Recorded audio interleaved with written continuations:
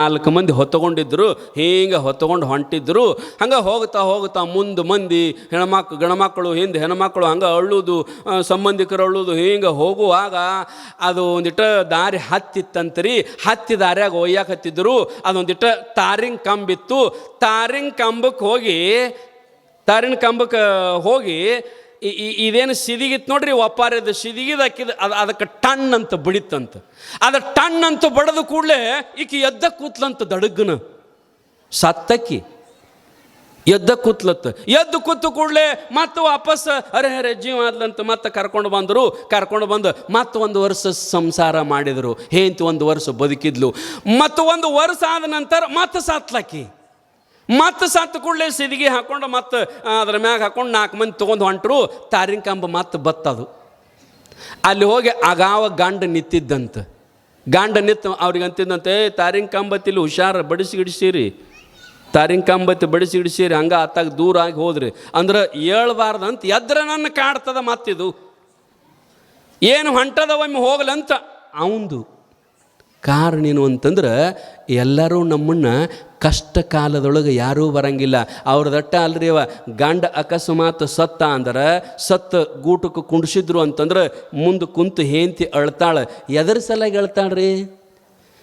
ಗಂಡನ ಸಲಾಗಿ ಯಾರೂ ಅಳ್ಳಂಗಿಲ್ಲ, ಸತ್ತದ್ರ ಸಲಾಗಿ ಯಾರು ಅಳ್ಳಂಗಿಲ್ಲ. ನೀವು ಎದರ ಸಲಾಗಿ ಅಳ್ತೀರಿ? ನಿಮ್ಮ ಸಲಾಗಿ. ಅಳ್ಳವ್ರನ್ನ ಬೇಕಾದ್ರೆ ಮುಂದೆ ಕೂತು ಅಳ್ಳವ್ರು ನೋಡ್ರಿ ನೀವು. ಅವ್ರು ಏನಂತ ಹೇಳ್ತಿರ್ತಾರ್ರಿ? ಏನಂತಾರಂದ್ರೆ, ಈ ನಡು ನೀರಾಗ ಕೈ ಬಿಟ್ಟು ಹಾದಲ್ಲೋ ಯಪ್ಪ, ಇವತ್ತರನ್ನೆಲ್ಲ ಹೆಂಗೆ ಜ್ವಾಕಿ ಮಾಡಲಿ, ಮುಂದೆ ನನಗಿನ್ನೇನು ಹೇಳಿ ಹಾದಿ, ನಾ ಹೆಂಗೆ ಮಾಡಲಿ ಅಂದ್ರೆ ತನ್ನ ಸಂಬಂಧ ಅಳ್ಳಕ್ಯಾಕಿ, ಸತ್ತದ್ರ ಸಂಬಂಧ ಇಲ್ರಿ. ನಾ ಹೆಂಗೆ ಮಾಡಲಿ, ದುಡಿಯವ್ರು ಯಾರು, ತಂದು ಹಾಕವ್ರು ಯಾರು, ಇದ್ರ ಸಂಬಂಧನ ಅಳ್ಳವ್ರೆಲ್ಲ. ಕಾರಣ ಏನಂತಂದ್ರೆ, ಗಂಡ ಸತ್ತು ಕೂತರ ಹೇಂತಿ ಎಲ್ಲಿ ತಕ ಬರ್ತಾಳ್ರಿ?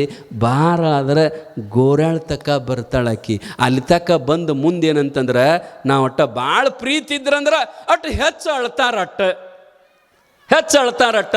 ಅಳ್ಳುದ್ರಾಗೂ ಮಾತದು ಪದ್ಧತಿ ರೀ. ಕೆಲವೊಬ್ರು ನೋಡ್ಬೇಕು, ಭಾಳ ಪ್ರೀತಿ ಇದ್ಲು ಅಂತಂದ್ರೆ, ಆಗ ಮದುವೆ ಆಗಿತ್ತು ಅಂತಂದ್ರೆ ಆಕೆ ಅಂತಿರ್ತಾಳೆ, ನಂದೇನದ ಇನ್ನು ನನ್ನ ಗಂಡ ಬಿಟ್ಟು ಆದ್ಮೇಲತ್ತ ನಾ ಯಾಕಿರ್ಲಿ ಇಲ್ಲಿ, ನಂದೇನದ, ನನ್ನೂ ಅವನು ಕೂಡ ಮುಚ್ಚಿ ಬಿಡ್ರಿ ಅಂತ ತಿಳ್ಕೊಂಡು ಆ ಏನಿಬ್ರು ಹಿಡಿದಿರ್ತಾರಲ್ಲ ಕಸರ್ಕೊಂಡು ಬಿಡಿಸ್ಕೊಂಡು ಆ ಗೋರ್ಯಾಗ ಇಳಿತಿರ್ತಾಳೆ. ಹಂಗೆ ನನ್ನ ಬಿಡ್ರಿ ನಾನು ಹೊಕ್ಕನು, ನನ್ನ ಗಂಡ ಆದ್ಮೇಲತ್ತ ನಾ ಯಾಕೆ ಇಲ್ಲಿ ಇರಲಿ, ನಾನು ಹೊಕ್ಕನು ಅಂತ ತಿಳ್ಕೊಂಡು ಹಂಗೆ ಇಳಿತಿರ್ತಾಳೆ.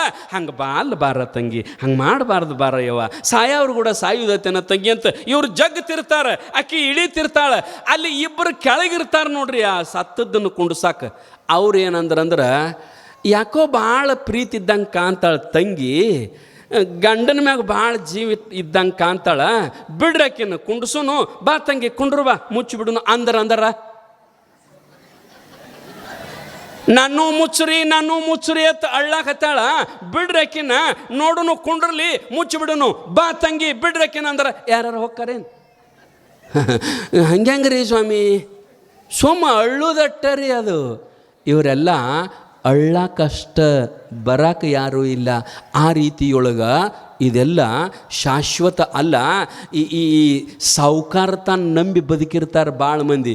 ಅಂತಿರ್ತಾರೆ, ಯಾವಂದೇನ ರಗಡ ಐತೆ ನಂಬದೆಲ್ಲ, ಯಾರು ನಮಗೇನು ಇರಲಿಲ್ಲ ಅಂದರೂ ನಡೀತದ ಅಂತಿರ್ತಾರೆ. ಆದ್ರೆ ಹಂಗೆ ನಡೆಯಂಗಿಲ್ಲ ತಮ್ಮ, ಹಂಗೆ ನಡೆಯಂಗಿಲ್ಲ. ಏನು ರೊಕ್ಕ ಏನು ತಿನ್ನುವುದದ? ರೊಕ್ಕ ಏನು ತಿನ್ನಕ್ಕೆ ಬರ್ತದ? ಆಸ್ತಿ ಏನು ತಿನ್ನಕ್ಕೆ ಬರ್ತದ? ಬರಂಗಿಲ್ಲ. ಅದು ಶಾಶ್ವತನೂ ಅಲ್ಲ. ಯಾವಾಗ ನಮ್ಮನ್ನು ಬಿಟ್ಟು ಹೋಗುತ್ತದ ಹೇಳಕ್ಕೂ ಬರಂಗಿಲ್ಲ.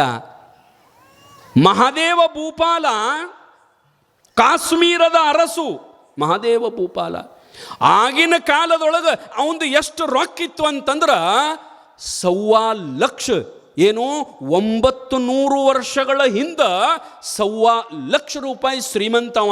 ಇವತ್ತ ಸಾವಿರಾರು ಕೋಟಿ ರೂಪಾಯಿ ಶ್ರೀಮಂತ ಇದ್ದಂಗೆ. ಅಂಥವ ಅವೇನಂದಂತಂದ್ರೆ ಬಿಟ್ಟು ಬಂದ. ಯಾಕಂದ್ರೆ ಇದು ಶಾಶ್ವತ ಅಲ್ಲ ಅಂತ ಬಿಟ್ಟು ಹೊರಗೆ ಬಂದ. ನೀವ್ಯಾರು ಬರೋ ಪೈಕಿ ಅಲ್ಲಿ ಬಿಡ್ರಿ, ಯಾರ ಬಿಟ್ಟು ಬಾ ಅಂದ್ರೆ ಬರ್ತೀರಿ ನೀವು? ಬರಂಗಿಲ್ಲ. ಬಿಟ್ಟು ಬಂದ. ಯಾಕಂದ್ರೆ ಅವ ಹೊರಗೆ ಬಂದ ಮಣಿ ಮುಂದೆ ಬಂದು ನಿಂತು ಒಂದು ವಚನ ಹೇಳ್ತಾನ. ಏನಂತಂದ್ರೆ, ಬಂಡಿ ಭಂಡಾರವಿದ್ದೊಡೇನೋ ನೋಡ್ರಿ, ಬಂಡಿ ಭಂಡಾರವಿದ್ದೊಡೇನೋ ತಾನುಂಬುವುದು ಪಡಿಯಕ್ಕಿ, ಒಂದು ಆವಿನ ಹಾಲು ಮಲಗುವುದು ಅರ್ಧ ಮಂಚ. ನೋಡ್ರಿ ಹೆಂಗದ ಜೀವನ. ನಾವೆಲ್ಲ ಭಾಳ ಗಳಿಸೀವಿ. ನಮ್ಮ ಮನೆಯೊಳಗೆ ಒಂದು 100 ಚೀಲ ಕಾಳದಾವ. ಖರೆ ನಾವು ಉಣ್ಣೋದು ಎಷ್ಟಪ್ಪ? ನನಗೆ ಬೇಕಾದದ್ದು ಎಷ್ಟು? ಪಡಿ ಅಕ್ಕಿ ಅಂದ್ರೆ ಒಂದು ಪಾವು ಕಿಲೋನೂ ಪೂರ ತಿನ್ನಕ್ಕಾಗಂಗಿಲ್ಲ. ತಾಟಿನಾಗ ಹಾಕಿದ್ದು ಒಂದಿಷ್ಟು ಹೆಚ್ಚಾತಂದ್ರೆ ಸರಸು ಅಂತ ಬಿಡ್ತೀವಿ.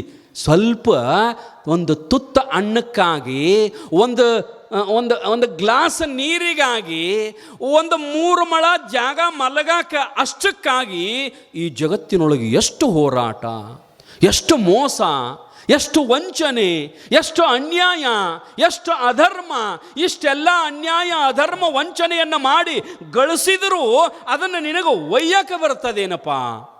ಒಯ್ಯಕ್ಕೆ ಬರಂಗಿಲ್ಲೋ ತಮ್ಮ. ಅದಕ್ಕೆ ಪ್ರಾಮಾಣಿಕತನದಿಂದ ಪರಮಾತ್ಮ ನಿನ್ನ ಕಾಯಕದಿಂದ ನಿನಗೆ ಪ್ರತಿಫಲವಾಗಿ ಎಷ್ಟು ಬಂದದಲ್ಲ ಅಷ್ಟರೊಳಗೆ ತೃಪ್ತಿಯಿಂದ ಇರು. ದೊರಕಲೇನು ಅದರಳು ಪರಿಣತ ದಳೆವುದೇ ಚಂದಮಮ. ಪರಮಾತ್ಮ ನಿನಗೆ ಎಷ್ಟು ಕೊಟ್ಟಾನಲ್ಲ ಅಷ್ಟರೊಳಗಿರು. ಮಲಗುವುದು ಅರ್ಧ ಮಂಚ. ನೀ ಎಲ್ಲ ಮಣಿ 5 ಕೋಟಿ ರೂಪಾಯಿದು ಕಟ್ಟಿಯಪ್ಪ, ಭಾಳ ದೊಡ್ಡ ಸಾಹುಕಾರದಿ, 5 ಕೋಟಿ ರೂಪಾಯಿದ ಮನಿ ಕಟ್ಟಿ ಬರೋಬರಿ.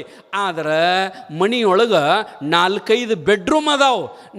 ನೀ ಏಸು ರೂಮ್ನ್ಯಾಗ ಮಕ್ಕೋತಿ ಏಕಕಾಲಕ್ಕೆ ಒಮ್ಮೆ? ಎಷ್ಟು ರೂಮ್ನ್ಯಾಗ ಮಕ್ಕೋತೀರಿ? ನಿಮ್ಮ ಮನ್ಯಾಗ 4 ಬೆಡ್ರೂಮ್ ಅದಾವ. 4 ಬೆಡ್ರೂಮ್ನ್ಯಾಗ ಮಕ್ಕೋತೀನಿ. ಒಂದು ಬೆಡ್ರೂಮ್ನ್ಯಾಗ ಕೈಯ, ಒಂದು ಬೆಡ್ರೂಮ್ನ್ಯಾಗ ಕಾಲ, ಒಂದು ಬೆಡ್ರೂಮ್ನ್ಯಾಗ ತಲಿ, ಹಿಂಗೇನ್ರ ಮಕ್ಕೊಳಕ್ಕೆ ಬರ್ತತೇನು? ನಿನ್ನ ಮನ್ಯಾಗ 10 ಬೆಡ್ರೂಮ್ ಇದ್ದರೂ ನೀ ಮಕ್ಕೊಳ್ಳೋದು ಒಂದೇ ರೂಮಿನೊಳಗ. ಒಂದು ರೂಮಿನೊಳಗಂದರೂ ರೂಮಿನ ತುಂಬ ಮಕ್ಕೊಳ್ಳಕ್ಕೆ ಬರಂಗಿಲ್ಲ. ರೂಮಿನ ತುಂಬ ಮಕ್ಕೋತೀರಿ, ಮನ್ಯಾಗೇನು ಕಾಲ ಕೈಯ ಬೀಸಿ ಒಗದು ಹೆಣ ಬಿದ್ದಂಗೆ ಬೀಳುದತ್ತೇನು? ಒಂದು ರೂಮಿನೊಳಗೆ 10x10 ಬೆಡ್ರೂಮಿನೊಳಗೆ 3-2-6 ಕಾಟ್ ಇರ್ತದೆ. 6-3 ಕಾಟ್ ಪಲ್ಲಂಗ. ಅದರ ಮ್ಯಾಗ ಅಟ್ಟ ಮಕ್ಕೋಬೇಕು. ಕಾಟ್ ಐತೆ ಅಂದರೂ 6-3 ಕಾಟಿನೊಳಗೆ ಪೂರ ಮಕ್ಕೊಂಡಿರಂಗಿಲ್ಲ.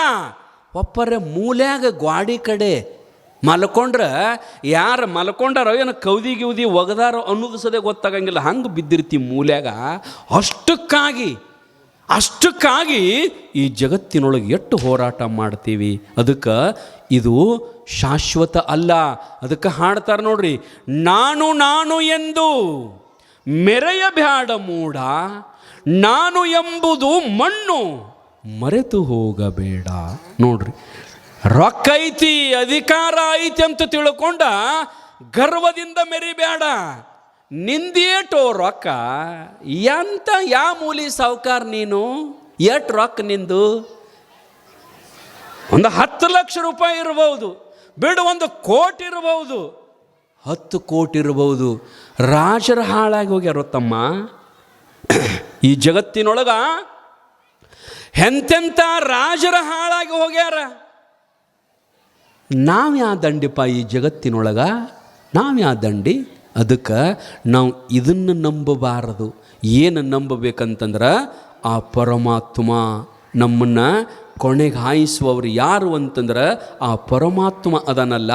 ಅವನ್ನ ಮಾತ್ರ ನಾವು ನಂಬಬೇಕು, ಅವನ ಮೇಲೆ ಮಾತ್ರ ನಾವು ವಿಶ್ವಾಸ ಇಡಬೇಕು ತಾಯಂದಿರ. ಅದಕ್ಕೆ ನೀವು ಯಾರ ಮ್ಯಾಗ ವಿಶ್ವಾಸ ಇಡ್ರಿ? ಪರಮಾತ್ಮನ ಮೇಲೆ ವಿಶ್ವಾಸ ಇಡ್ರಿ. ಅವ ಎಂದೂ ನಿಮ್ಮ ಕೈ ಬಿಡಂಗಿಲ್ಲ, ಎಂದೂ ನಿಮ್ಮ ಕೈ ಬಿಡಂಗಿಲ್ಲ. ಇಲ್ಲಿಯವರೆಲ್ಲರೂ ನಮ್ಮನ್ನು ಕೈ ಬಿಡಬಹುದು, ಬಿಡ್ತಾರೆ, ಆದ್ರೆ ಪರಮಾತ್ಮ ಕೈ ಬಿಡಂಗಿಲ್ಲ. ಅದಕ್ಕೆ ನೀವು ಯಾವತ್ತೂ ಏನು ಮಾಡ್ರಿ ಅಂತಂದ್ರೆ ಭಗವಂತನನ್ನು ಸ್ಮರಣೆ ಮಾಡಿರಿ, ಭಗವಂತನ ಧ್ಯಾನ ಮಾಡಿರಿ. ಆ ರೀತಿಯೊಳಗೆ ಈ ಸಿರಿ, ಈ ಪ್ರಪಂಚ, ಈ ಸಂಸಾರ ಇದು ಶಾಶ್ವತ ಅಲ್ಲ. ಶಾಶ್ವತವಾಗಿರತಕ್ಕಂಥದ್ದು ಪರಮಾತ್ಮ ಅದ.